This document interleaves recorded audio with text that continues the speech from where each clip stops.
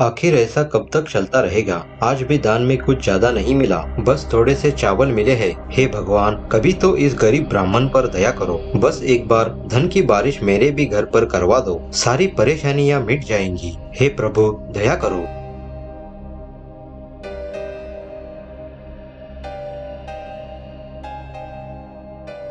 यह लो, कुछ चावल दान में मिले हैं, उसे रख लो। आज दान दक्षिणा में बस इतना ही मिला। बुरा न मानो तो मैं आपको एक सलाह देती हूँ। बताओ पंडितायन, क्या कहना चाहती हो? आप जो पौराणिक कथाएं लोगों को बताकर दान दक्षिणा कमाते हो, क्यों ना वही कथाएं अगर आप राजा के दरबार में एक बार राजा को सुनाएंगे तो राजा आपको कहीं सारा धन इनाम के तौर पर दे देंगे। तो ठीक है, मैं कल ही राज दरबार जाने की तैयारी करता हूँ। महाराज को मुझे जो पौराणिक कथाएं आती है उसे सुनाता हूँ और वापस मेरा इनाम लेकर आता हूँ।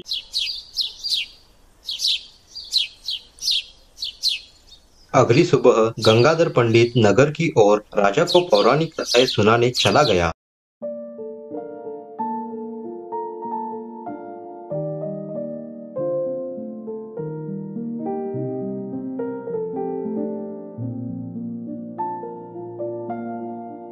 वाह पंडित वाह, आपने तो बहुत ही सुंदर कहानी सुनाई है। मैं सुनकर बहुत ही प्रसन्न हो गया। पर अभी अभी जो आपने मनुष्य और उसके किए कर्म और उसे मिलने वाले फल के बारे में जो भी कहा बताया, वह जरा फिर से सुनाओ। ठीक है महाराज, मैं एक बार फिर से सुनाता हूँ।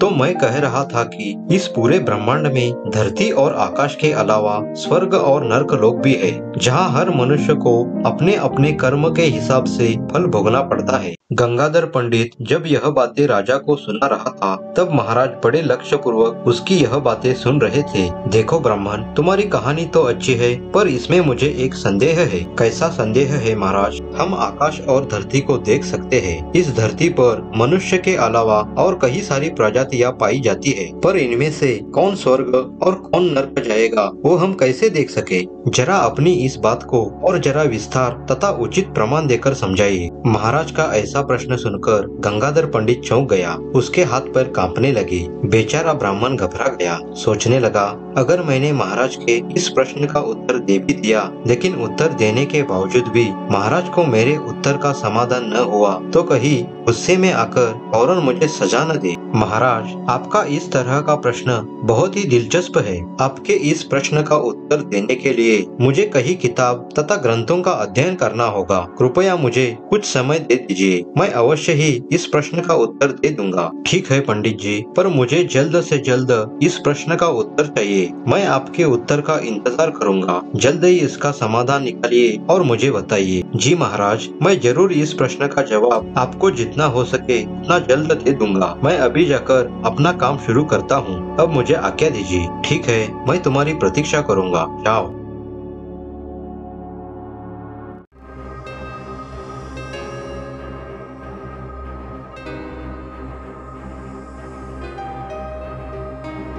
हे भगवान, पहले से ही क्या मुसीबत कम थी जो इस मुसीबत में फंसाया। काश पंडितायन की बात ना सुनता। खामखाम राज दरबार में महाराज को कहानियाँ सुनाने आ पड़ा। मैंने क्यों महाराज को स्वर्ग और नर्क जैसी कठिन बातें बताई। अब कैसे मैं राजा को स्वर्ग और नर्क जैसी जटिल बातें समझाऊं। राजा के बारे में मुझे पहले से ही पता है कि राजा कितना गुस्सेल और कम बुद्धि वाला व्यक्ति है। अगर मेरा दिया हुआ जवाब राजा को पसंद नहीं आया तो मुझे कठोर दंड भी दे सकता है। ऐसा करता हूँ, रात होने पर नगर से भागकर अपने गांव पीतमपुर चला जाता हूँ।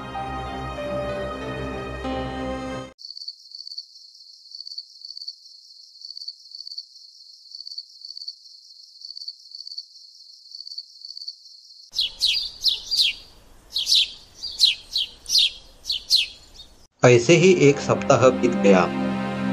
मंत्री जी, मैंने गंगाधर पंडित को एक प्रश्न पूछा था, उसका उत्तर उन्हें देना था। कहाँ पर है वो? बुलाओ उन्हें। क्षमा करें महाराज, पर उस ब्राह्मण पंडित के बारे में किसी को अता पता तक नहीं। पता नहीं उसका क्या हुआ, कोई नहीं जानता कि वो कहाँ पर है। ओहो, क्या लगता है मंत्री जी तुम्हें, कहीं मेरा प्रश्न सुनकर गंगाधर पंडित भाग तो नहीं गया? महाराज, आपने ब्राह्मण को प्रश्न पूछा है, वो इतना सरल नहीं था। अच्छा, लेकिन मंत्री जी, प्रश्न कैसा भी हो, मेरे प्रश्न का उत्तर मुझे चाहिए ही चाहिए। मेरा प्रश्न अब मन में एक संशय बनकर रहा है। तुम ऐसा करो, मेरे इस प्रश्न के बारे में पूरे राज्य पर प्रचार करो। कह दो, जो भी मेरे इस प्रश्न का उत्तर देगा उसे बहुत बड़ा इनाम दिया जाएगा। ये संदेश पूरी जनता में फैला दो। ठीक है महाराज, मैं अभी तुरंत यह काम करवाता हूँ। अगले ही दिन से राजा के मन में जो संदेह आया था, उसके लिए पूरे राज्य में प्रचार शुरू करवा दिया। देखते ही देखते सारे राज्य में राजा के प्रश्न की चर्चा शुरू हो गई। कुछ लोगों ने अपनी अपनी तरफ से अनुमान लगाया और राजा के प्रश्न का उत्तर देने का प्रयास किया, लेकिन एक ने भी राजा को संतोषजनक उत्तर नहीं दिया।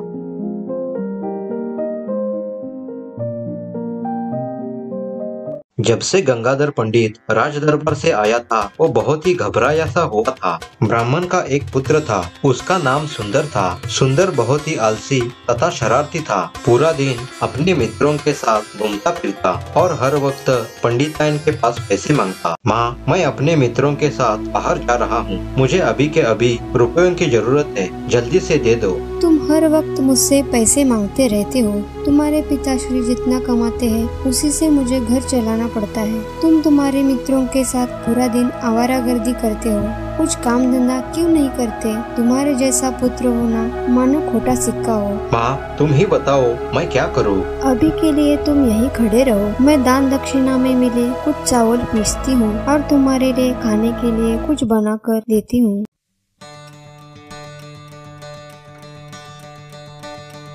माँ, और कितना समय लगेगा? जल्दी से खाने के लिए कुछ तैयार करके दे दो, मुझे मेरे मित्रों के साथ तालाब किनारे घूमने जाना है। तुम कहीं नहीं जाओगे, बस थोड़ी देर और, मैं तुरंत ही तुम्हें नाश्ता बनाकर दे देती हूँ। तब तक तुम यहीं रहकर मेरी मदद करोगे। अच्छा, ये बताओ, तुमने राजा के प्रश्न के बारे में किसी से कुछ सुना है? राजा के सामने एक प्रश्न ने बहुत ही समस्या खड़ी की है। राजा का प्रश्न? कौन सा प्रश्न? क्या समस्या है राजा को? मैंने तो सोचा था कि सारी समस्याएं हम जैसे गरीब लोगों को ही होती है। भला राजा को क्या समस्या हो सकती है? तुम्हारे पिता राजा के प्रश्न के बारे में सबसे अच्छी तरह से जानते हैं, क्योंकि राजा के इस समस्या का कारण भी तुम्हारे पिता ही है। वे जब आएंगे तो उन्हीं से पूछो, वही तुम्हें बताएंगे। पिताश्री, राजा के साथ क्या मामला है? मैंने तो सुना है कि आपने उनके लिए एक समस्या खड़ी कर दी है। क्या बताओ पुत्र? मैं पौराणिक कथाएं सुनाते सुनाते स्वर्ग और नरक के बारे में बताने लगा तो राजा के मन में एक संदेह पैदा हो गया। वही तो पूछ रहा हूँ पिताजी कि राजा के मन में कैसा संदेह आया, जरा मुझे भी तो बताओ। तुम उसके बारे में जानकर क्या करोगे? वो बच्चों की बस की बात नहीं है, खासकर तुम्हारे जैसे कि जो सारा दिन बाहर ही आवारा घूमता रहता है। अपने पिताश्री की ऐसी बातें सुनकर सुंदर की रुचि उस प्रश्न के बारे में और भी बढ़ गई। वो जानना चाहता था कि आखिर प्रश्न क्या है जिसने इतनी बड़ी समस्या खड़ी कर दी है। अरे पिताश्री, पहले प्रश्न बताओ तो सही, बात क्या है? ठीक है, तुम नहीं मानते तो सुन ही लो कि प्रश्न क्या है। राज्य के महाराज चाहते हैं कि उनको स्वर्ग और नरक के बारे में विस्तार पूर्वक और प्रमाण देकर बताया जाए। महाराज जानना चाहते हैं कि मनुष्य अपने अपने कर्म की वजह से किस प्रकार स्वर्ग और नरक प्राप्त करता है। महाराज यह सब जानने के लिए बहुत ही उत्सुक है। सुनो बेटा, तुम यह सब बातों की फिक्र मत करो। इसका जवाब तो तुम्हारे पिता भी नहीं दे पाएंगे। तुम भला कहाँ से दे पाओगे? ऐसा करो, चक्की का पहिया उठाओ और वहाँ कोने में रख दो, मैं तुम्हारे लिए नाश्ता बनाती हूँ। जैसे ही सुंदर चक्की का एक पहिया उठाता है, देखता है तो क्या, उसमें से कुछ चावल के दाने कुचले गए थे तो कुछ दाने साबुत थे। माँ, राजा के समस्या का हल मिल गया है। मैं आज ही राज दरबार जाऊंगा और महाराज के समस्या का हल करवा दूंगा। अपने बेटे का आत्मविश्वास देखकर ब्राह्मण और उसकी पत्नी हैरान हो गए। क्या कहा? तुमने इसका जवाब ढूंढ लिया? जब मुझे इसका जवाब नहीं मिला तो तुम्हें कहां से मिला? तुम राजा को नहीं जानते, वो बहुत ही गुस्सैल है। अगर तुम्हारा जवाब पसंद नहीं आया तो तुम्हें कठोर दंड भी दे सकता है। तुम्हें राजा के बारे में कुछ भी पता नहीं है। आप उसकी चिंता मत कीजिए पिताश्री, मुझे पूरा विश्वास है कि मैं सही उत्तर दे सकता हूँ। आप बिल्कुल भी चिंता मत कीजिए, आप निश्चिंत रहिए। मैं अभी महल की ओर जाने की तैयारी करता हूँ। तुरंत ही सुंदर राजा से मिलने नगर की ओर निकल पड़ा।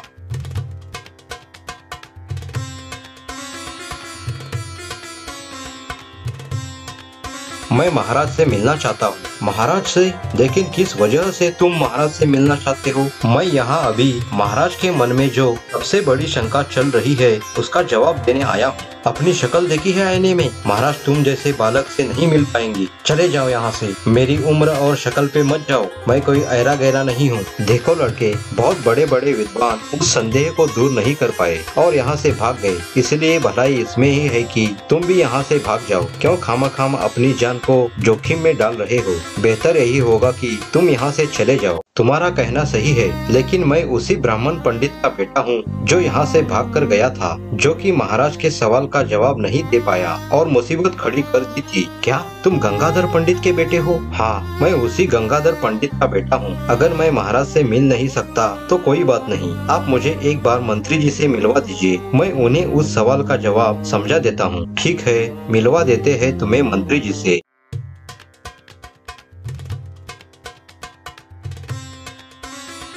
तो तुम गंगाधर पंडित के बेटे हो? जी मंत्री जी, मैं उसी ब्राह्मण का पुत्र हूँ जिनसे महाराज ने प्रश्न पूछा था और उनका समाधान न करने पर यहाँ से भागकर गए थे। लेकिन मेरे पास उस सवाल का जवाब है। मैं उस प्रश्न का उत्तर महाराज के सामने पेश करने यहाँ तक आया हूँ। कृपा करके मुझे एक बार महाराज से मिलवा दीजिए। बहुत अच्छा हुआ पुत्र जो कि तुम पहले मेरे पास चले आए। मैं बहुत समय से पंडित की राह देख रहा था। अच्छा हुआ कि तुम पंडित के बेटे हो और उनकी जगह पर तुम आ गए। मैं तुम्हें महाराज से मिलवा तो दूंगा, पर एक बात ध्यान रहे, तुम पहले अपना परिचय मत देना कि तुम गंगाधर पंडित के बेटे हो। महाराज तुम्हारे पिताजी पर बहुत ही नाराज है। यदि उनको पता चला कि तुम पंडित के पुत्र हो तो महाराज और भी नाराज हो जाएंगे। तुम इस बात का ध्यान रखना। ठीक है मंत्री जी, अब आप ही बताओ कि मुझे क्या करना होगा। पहले तुम अपना उत्तर महाराज को बता देना। यदि महाराज को तुम्हारा उत्तर पसंद आया तो मैं राजा के पास तुम्हारी प्रशंसा करूंगा। तब तुम समझ जाना कि सब कुछ ठीक है और उस समय ही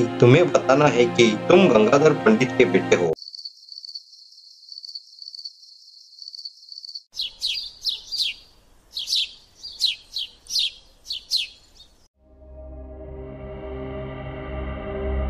महाराज की जय हो। आपकी समस्या का उत्तर देने के लिए यह युवक आया है। क्या कहा? सच में इस युवक के पास उस प्रश्न का उत्तर है? यह तो कोई साधारण सा दिखने वाला बालक है, इसके पास इतने बड़े प्रश्न का उत्तर कैसे हो सकता है? युवक, क्या सच में ही तुम्हारे पास इस प्रश्न का उत्तर है जो कि बड़े से बड़े विद्वान भी दे ना सके? क्या सच में ही तुम्हारे पास उत्तर है? जी महाराज, मेरे पास आपकी समस्या का समाधान है। मैं आपको अपने उत्तर से पूरी तरह संतुष्ट करवा दूंगा। मैं न केवल अपने शब्दों से बल्कि कुछ प्रयोग करके प्रमाण के साथ आपके प्रश्न का उत्तर दूंगा। तुम्हें देखकर तो मुझे कुछ और ही लगा था, परंतु तुम जिस हौसले के साथ मेरे सामने खड़े हो और बात कर रहे हो उससे मैं बहुत प्रभावित हुआ। बताओ मेरे प्रश्न का उत्तर क्या है? उसके लिए महाराज मुझे 2 वस्तुओं की आवश्यकता है। बताओ युवक, तुम्हें क्या चाहिए? मैं अभी इसी वक्त उन चीजों का इंतजाम करवाता हूँ। महाराज, आप मुझे एक चक्की और कुछ चावल दिलवा दीजिए। इन 2 वस्तुओं की मदद से मैं आपके प्रश्न का उत्तर दे पाऊंगा। मंत्री जी, फौरन ही इन 2 वस्तुओं को यहाँ पर लेकर आ जाओ। ठीक है महाराज, मैं अभी इन 2 वस्तुओं का इंतजाम करवाता हूँ। कुछ ही समय में मंत्री जी ने चक्की और चावल का इंतजाम करवा दिया। सारा दरबार यह जानने के लिए उत्सुक था कि किस प्रकार चक्की की मदद से ये युवक राजा के प्रश्न का उत्तर दे पाएगा। कुछ देर चक्की चलाने के बाद सुंदर ने कहा, इसे देखिए महाराज, आपने पूछा था कि धरती और आसमान में रहने वाले जीव अपने कर्म से कैसे स्वर्ग और नरक पहुंच जाते हैं। क्या आपका यही प्रश्न था? हाँ युवक, बिल्कुल यही प्रश्न था मेरा। तो जरा आप इस चक्की को ध्यान से देखिए। ये जो ऊपर का पत्थर आप देख रहे हो, ये आसमान है जो कि घूमता है। जो नीचे का पत्थर है वह भूमि है जिस पर हम सब रहते हैं। बस यह बड़ी ही आसान सी बात है। आप एक बार सोचिए कि मैंने जो चावल इसमें डाले हैं वह हम सब प्राणी हैं। ये मेरे हाथ चावल को चक्की में डालते हैं। समझिए कि वह भगवान का रूप है। ये 5 उंगलियां 5 प्राकृतिक तत्वों की तरह है। और यह पत्थर बारी बारी से घूम रहा है, वही धर्मराज है जो कर्मों के अनुसार प्राणियों को सजा देता है। जो कुछ प्राणी पाप करते हैं और कुछ पुण्य करते हैं। इस चक्की में जो चावल कुचले गए और पीसे गए वो सब पापी है, जिसे अपने कर्मों की सजा मिली है। अब जरा ध्यान से देखिए। महाराज, क्या आप देख सकते हो कि अभी भी कुछ चावल वैसे के वैसे हैं? हाँ युवक, देख रहा हूँ। कुछ चावल अभी तक पीसे नहीं गए हैं। आप इन्हें देख सकते हो महाराज। इसमें कई चावल जो कि पीसे हैं वो दर्द का अनुभव करते हैं। ये वही लोग हैं जिन्हें नरक मिलता है, परंतु कुछ लोग इन साबुत चावलों की तरह स्वर्ग प्राप्त करते हैं। इन सारे लोगों को उनके अच्छे कर्म नरक की यातना से बचाते हैं। ऐसे लोगों को नरक का कोई डर नहीं रहता, क्योंकि वो जानते हैं कि उनकी जगह स्वर्ग में है। बस महाराज, मुझे आपको जितना कहना था वह विस्तार से और प्रमाण देकर बताया है।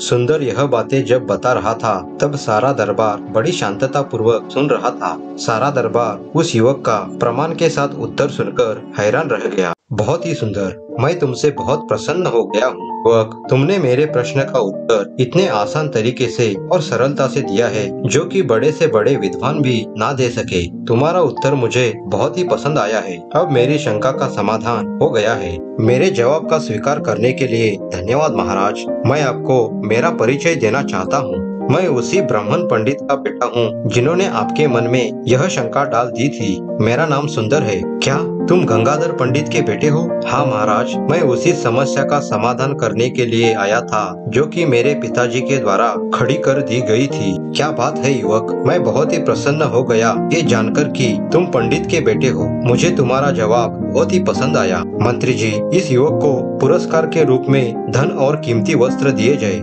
साथ ही साथ इस युवक का उचित सम्मान किया जाए। ठीक है महाराज, ऐसी आपकी आज्ञा।